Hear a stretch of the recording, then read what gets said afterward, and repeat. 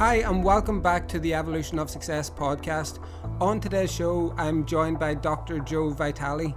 Joe stars in The Secret, he stars in The Evolution of Success, and he has written many books. He is a best-selling author, a high-performance coach. He has a title that is the list the length of your arm, and I couldn't even fit them all in if I tried. But Joe, thank you so much for coming on today. Of course, I'm always willing to help. Let's do something good here and make a difference. Yeah, I think that, what we've been doing is we have been releasing a podcast every day, speaking to some thought leaders, and just for them to give any tips and tricks that they have right now, just to help anyone who's living in fear, that the uncertainty is really taking it out of them. And I just wanted to, what do you think of the current situation that's going on right now, and how has it affected you?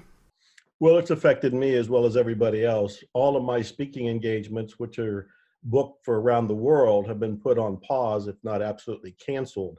And that's a large part of my income. So I, like everybody else, has been affected. But I'm looking at the good here, Matthew. And the good is we have, in effect, been told to go on a spiritual retreat. We've all been sent to our rooms. We've all been told, go into isolation, do the social distancing, and to stay home.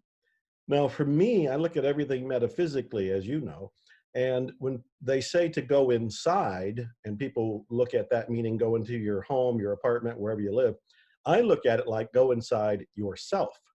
Go inside yourself. Make a new connection with your spirituality, with your soul. This is our opportunity to meditate. This is our opportunity to set new goals and intentions. This is our opportunity to get clear of the blocks within us, some of which contributed to the virus that we have out there. And so my big focus, because I've been influenced like everybody else, is on turning it into something good. Turn this into something good. We have the opportunity to do what we've been delaying for the longest time. People have said, oh, I'd write my book, or I'd record music, or I'd outline my business if only I had time. Well, you've been given that time. So for me, Matthew, this is all an inside job. We can turn it into something good, and we're kind of on solitary spiritual retreat orders. So let's obey and make a difference. Yeah, I love that, and I think that you're right, because for me as well, I'm really focusing on gratitude at the minute and everything I'm grateful for. And I've said throughout the whole week that I'm really grateful to be spending more time and in more close connection with my cousins and my aunties and uncles and my mom and dad and everybody. Keeping we're really reconnecting with family. And I do think that you're right, because I was saying last night I switched on Netflix and I ended up seeing a movie, and I was thinking that's my next movie. I want to make something along that vein. There's some people out there that also haven't spent as much time so they haven't maybe spent as much time in their own head, and they don't know how to. You could tap into this and sit very comfortably into this whole situation that's going on, as can I, because I'm into meditation. I understand that. But if someone has for the first time found themselves maybe listening to this podcast looking for an answer or looking for a solution, what would you say to those that are just introducing into this? I love that question, Matthew. So let me dig a little bit in there and let me confess something. Now, this past weekend, as we make this recording right now, this past weekend, I had orchestrated, promoted, marketed, and set up an elaborate 3-day live event that was going to take place in San Antonio, Texas. I got the resort, I got the room, I got the speakers, I announced it, people were signing up. They were paying thousands of dollars for admission tickets, plus their room and board, their travel, and all of that. And then, of course, the virus hit, and people started to back out from going. Then the virus got a little stronger. We were told, don't travel and to stay at home. And the event went from live to being nothing. And I thought, well, what do I do? How do I turn this into something good? And I thought, well, first of all, I can do a virtual seminar. And this is one of the things that's going on more and more, is that we're relying on the internet, which is what you're doing right now. And I think, what a wonderful time to live in. We didn't have this decades ago, or when there were epidemics and pandemics in centuries past. There was no such thing as the internet with all this free information and this free support. So I decided to do a one-day virtual event, but I was going to charge a few $100s. Then I started hearing from people who said, I'm not working. I can't leave the house. I can't go to my job, so I don't have income. I'd like to attend. And what I and my speakers did was waive our fees, and we did the entire event for free. We ended up doing a 1 day, 8 hour virtual marathon right from Facebook. And we ended up with 27,000 people streaming in, many of which had their breakfast, lunch, and dinner while watching us online. We recorded all of that, and it's still online. It's in Facebook. I think the Facebook group is Dr. Joe Vitale Zero Limits. Dr. Joe Vitale Zero Limits. My point with this story, Matthew, is threefold at least. One is we had to pivot. We had to adjust what was being given to us by objective reality. We can no longer put on the big event. So what do? We adjust, we pivot, we end up with a virtual event, and free at that. And then the second part of this that I want to point out is that we live in this wonderful time where all the resources, virtually everything we want, is at our fingertips and for free. As you know, I'm a musician, and when I was learning how to play the saxophone a few years ago, I did get training from Mindy Aber, who's a fantastic saxophonist, but I also used YouTube. I went to YouTube. I remember buying my first saxophone and going, I don't even know how to put the mouthpiece on. And I went to YouTube and typed in, how do you put the mouthpiece on a saxophone? And there was somebody who, kind-hearted soul, walked me through how to do it, and I did it. It's the same thing if somebody wants to meditate. I would be searching for what is the beginner's guide to meditation. Or if somebody is doing the inner work for the first time and maybe they're wondering, how do I state intentions, which is what I talk about a lot, and so do you, or how do I state goals and achieve them? I'd go to Google, I'd go to YouTube, I'd be researching this, I'd be typing all of it in. There are so many different ways to meditate. There are so many ways to learn things like journaling and making time of that. You mentioned gratitude, which I think is the single most powerful thing anybody can do at any time to change their life and to change their energy and to change their vibration, change their spirit, change their attitude. And you can Google ways to be gratitude, or you can find some of my own talks where I talk about gratitude and how simple it is to fake it in the beginning. Just saying, I'm going to be grateful for, and fill in the blank. And even if you don't feel grateful, you start to imagine what you're grateful for. You start to list those items, and before you know it, you actually feel grateful. And as you pointed out, there's plenty of great movies, including your own, that people can watch right there at home that'll teach them on an unconscious level how to adapt and how to be different and how to go with the changes. Wow, it's just amazing, Matthew. Yeah, no, I think it's brilliant, and I think that was so jam packed. That is a pretty much induction guide into here's what you do, here's your syllabus. Just go and do that. And I did talk about that this week as well. If you have never been on a computer before, and you type in youtube.com and there's a massive search bar, and you start every sentence with how to, finish it with whatever you want, and you will get the answer played for you in a 2, 3, 15-minute video, whatever you want it to be. I have went back and watched The Evolution of Success myself with all of you guys in it, myself in it as well. And I think it always gives me a kick. There's always something in there that I can take from it as well, 100%. Gratitude is the absolute way to bring more into your life. I'm not sure if you were the one that said that in The Secret, but I had wrote it on my wall at that time whenever I watched the movie in a whiteboard, and it's always been on my whiteboard at the corner of every single one. And I think it's, correct me if I'm wrong, if I'm wrong, but it's impossible to feel anything, any sort of emotion, anger, fear, or anything whenever you're in gratitude. That's correct? That's correct, because you move into a different mind space. And I want to quickly tell my story about gratitude. I'm in about 4 movies telling the same story. So if people know my work, they may have heard this story, but it's a useful reminder for them. And it's a great story for those who never heard it. It's called The Pencil Story. And way back in the early 1980s, I'm broke, I'm unknown, I'm unhappy, I am miserable. I am trying to make a name for myself. I am trying to write things that would live beyond me and help people. But nothing is happening. I'm spinning my wheels, and I'm very frustrated and very angry and very cynical and very resentful, wondering, where's my break?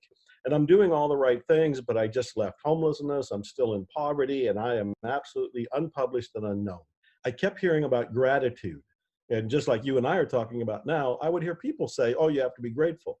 And I would say, yeah, I'll be grateful when I have something to be grateful for.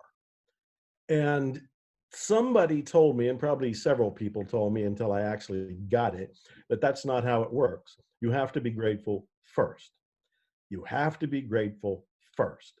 So I went to my room, which is all I had. I lived in a room. That's it. The toilet and the TV and my desk were all in the same room. There was no division. This is how bad it was.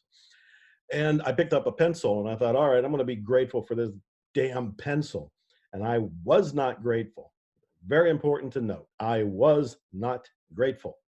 I picked it up in a belligerent way and said, okay, I'm going to be grateful for this pencil. And I'm in anger. And with this pencil, I can write a grocery list. Damn it, a grocery list. With this pencil, I can write a suicide note. I can write a poem. I can write a book. I can write a novel. And as I started to talk, I started to feel differently. I started to think, oh, wait a minute, I can write a novel. I can write a manifesto. I could write a love song that maybe awakens people. I could write a movie script that might transform people. I could write all kinds of things, letters that might awaken myself as well as others, or letters to the editor. Anyway, I started to go through it. And every time I tell the story, even now, I get excited because I remember that feeling. I was angry. I picked up the pencil. I was not grateful, but I pretended I was. And as I started to talk about legitimate things I can do with the pencil, I started to think, wow, this pencil's kind of cool. It's kind of a great invention. Then I turned the pencil over and there's an eraser. And I went, oh my God, this is genius. This is basically a stick with a piece of rubber on it. But with that piece of rubber, I can erase the suicide note or the grocery list or whatever it happens to be. But within minutes, and Matthew, it was only minutes, I started to feel happier. I started to feel lighter. I started to feel more optimistic. And I always tell people, nothing changed on the outside. I was still broke, still unpublished, still scrambling, still living in the little one-room apartment or efficiency, whatever the hell it was. I'm still there. Nothing had changed. But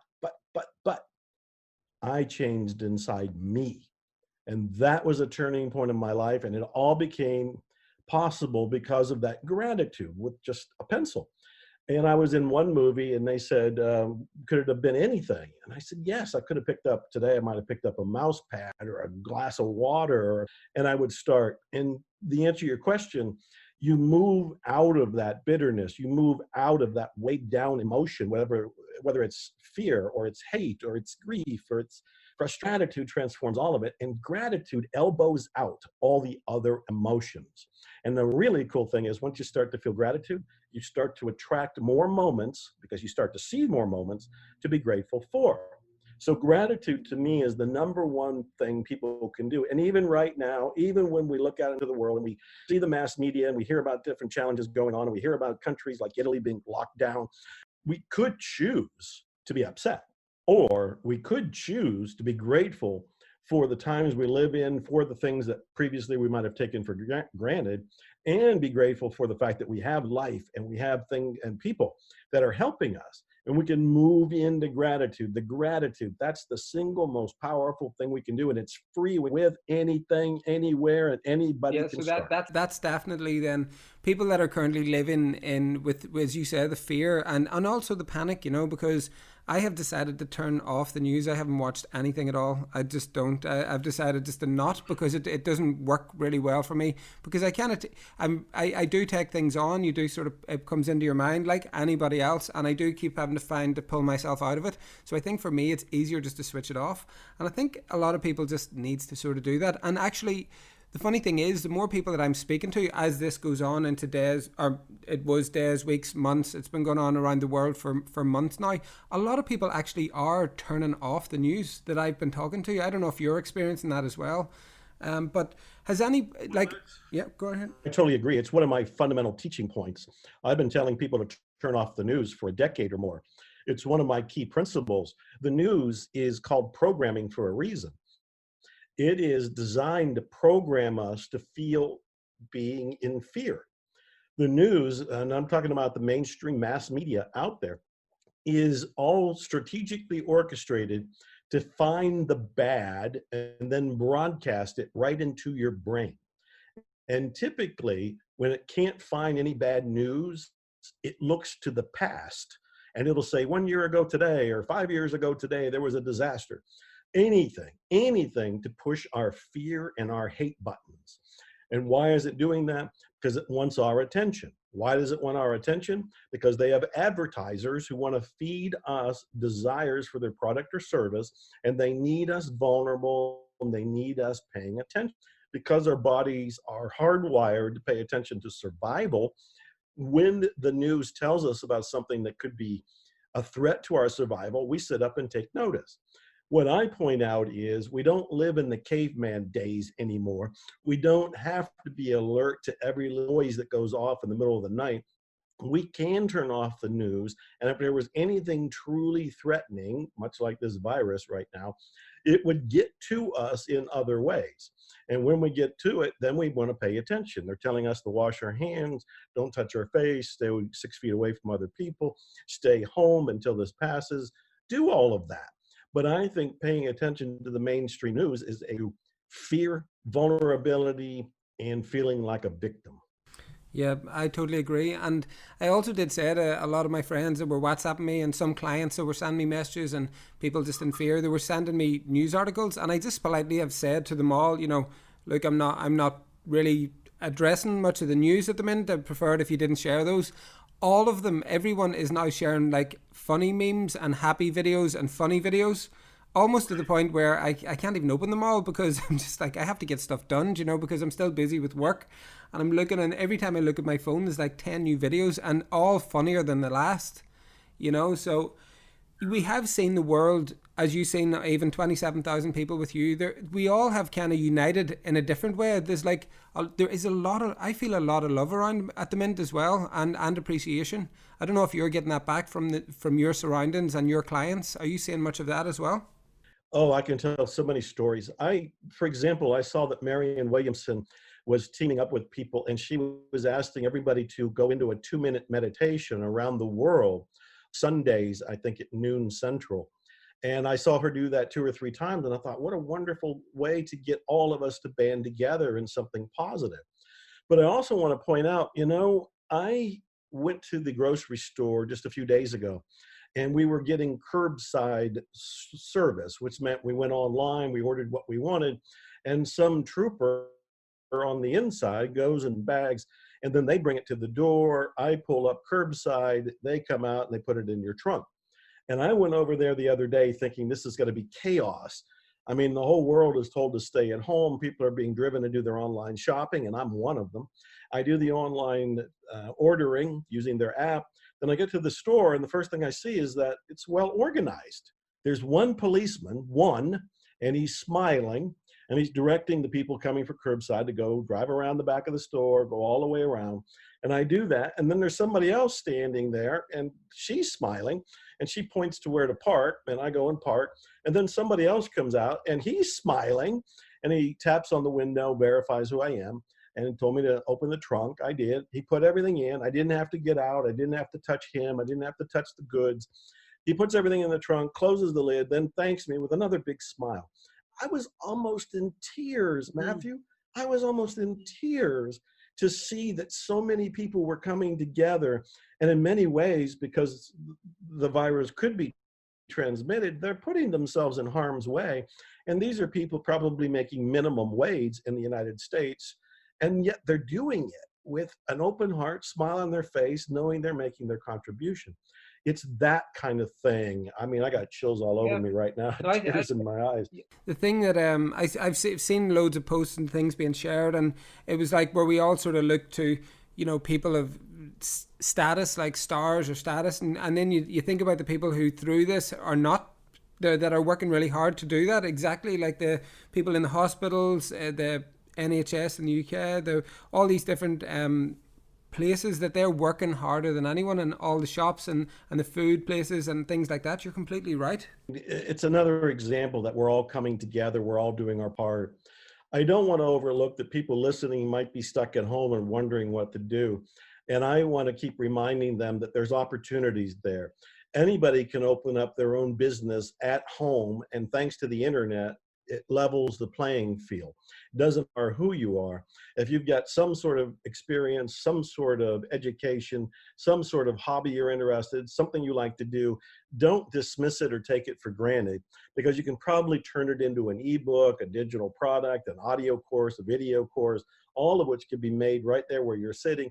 And you can also put up a website, you can put it online, and you can begin promoting it online. And at first, I know if it's your very first one, it's going to be a little clumsy and it may not be the lottery win that you want, but you can begin that process now. And I created a movement years ago called Operation Yes, because I thought that Operation Yes was to teach people who are homeless or thought they would be homeless how to make money. Thanks to the internet, what I'm talking about right now about creating your own product or service, putting it online, promoting it online, that is available to all of us. And as we talked about earlier, you can even YouTube tutorials on it. How do I create my first ebook? How do I create my first digital product? How do I put up a website? How do I promote my first website? All of those are potential searches on YouTube or Google that'll give you back the information. So while you're stuck at home, you can turn it into something good and you can turn it into something profitable. Yeah, no, I think that's brilliant. My cousin is a singer, and she actually has she's an amazing musician. Joe, I'll send you a link, Joe, after. Actually, you would love her. And she is booked for weddings right through now till October, and which have all been cancelled. And I was over at her house the other day, and she was making dinner, and the food that she makes is genuinely the best food I've ever eaten, and she's vegan. And I said, why don't you write 10 vegan recipes, and just I'll get one of the guys in the office to design the ebook for you. I'll get you a website built, and we can put this out there, even if you want to do it for free, whatever you feel comfortable with. But what you're doing here right now, someone could really benefit from this. Why don't you just do that? And I think I totally agree. Everybody has the opportunity to do it if you just look at what your skill set is and see where else that it can be, whether teaching it or just sharing knowledge of any description. Yeah, absolutely. There's an opportunity for anybody, anywhere. I know that, Joe, you have like a lot of this stuff. You offers like so much stuff for free, whether it's an ebook or whether it's many things like that. If someone was to looking to follow up more on you that maybe haven't been into your organization just yet, where do they go to, or where do they find the stuff? I guess there's two resources. I would say just go to Amazon and type in my name. I have new books. Like right now, I have a new book called The Art and Science of Results. And right before that was a new book called Money Loves Speed. Both of those are on Amazon. I have a lot of free material and some courses for sale at a website called VitaliLifeMastery.com. And Vitali is my last name, VITAL, lifemastery.com. Bunch of stuff for free there, including my ebook, Attract Money Now. I have courses like The Beginner's Guide to Miracles, and even more than I don't remember. Sorry, finish. Sorry for interrupting. Oh, that's right. No, just go to VitaliLifeMastery.com or go to Amazon and do a quick search. One of the things that inspires me the most about you is that you forget most of the stuff that you've even done, because you've done so much. I've never in my entire life met anybody who has done as much stuff as you. Every time I look, there's like another book, another movie, and I know, like, after spending time with you, how much you actually love to do it and love to participate and help. It's really nice to see. Oh, thank you. I'm only following my passion, and that's what I encourage everybody to do. Look within, follow what is unique to you, what you think your life calling, your life mission, your passion is. Pursue that, and life tends to work out. Well, I think that is a perfect note to leave this podcast on, Joe. I really appreciate you coming on, and thank you for everything, and thanks for starring in the Evolution of Success as well, and being such a big support for that. Thank you, Matthew. Thank you for inviting me here. Godspeed to everybody.